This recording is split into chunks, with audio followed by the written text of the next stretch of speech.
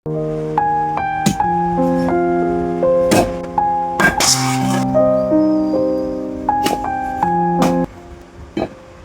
எங்கள் வீட்டுக்காரர் தான் கட் பண்ணி போடுவாங்க. அவங்க வேலைக்கு போயிருக்காங்க, அதனால நான் கட் பண்ணுறேன். இந்த பீஸ் போதும், உப்பு போட்டு வதங்கிறதுக்கு கரெக்டாக இருக்கும். மாங்காய்லாம் வெட்டி போட்டாச்சு. பார்க்கறதுக்கு தான் அதிகமாக இருக்கிற மாதிரியே இருக்கும். மாங்காய் காய் போட்டால் கம்மியாக தான் வரும். இப்போ அதுக்கு வெட்டி போட்டுட்டோம். இப்போ உப்பெல்லாம் போடலாம். உப்பு போட்டு நல்லா ஒரு நாள் பிறகு எடுத்து வெயிலில் போடணும். தண்ணியெல்லாம் ஊற்றணும்னு அவசியம் இல்லை. அது நம்ம உப்பு போட்டு இருக்கலாம், அதே தண்ணி ஆகிடும். நாளைக்கு காலையில் காய போடணும் ஊற வச்சுட்டு.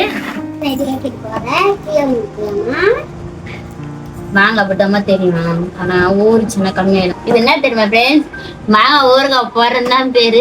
காயிறப்ப முக்கால்வாசி காலி ஆகிடும்.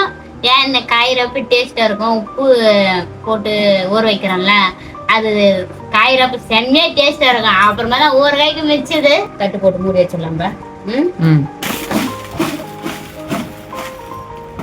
நல்லா இறங்கிச்சு.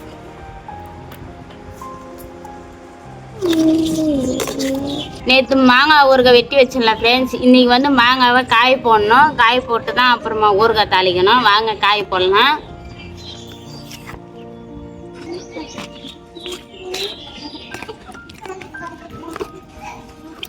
மாங்காய் நல்லா இதுவாயிட்டு இதெல்லாம் செஞ்சோம். ஊறுகாய் காய போட்டோம்.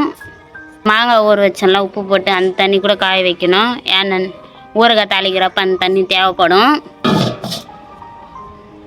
இந்த வெயிலுக்கு நல்லா காஞ்சிடும். நேற்று காய போட்டோம் ஃப்ரெண்ட்ஸ், ஆனாலும் பச்சையாக இருக்குது. இன்றைக்கும் காய போடணும். அது நல்லா இதாகிற வரைக்கும் காய போடணும்.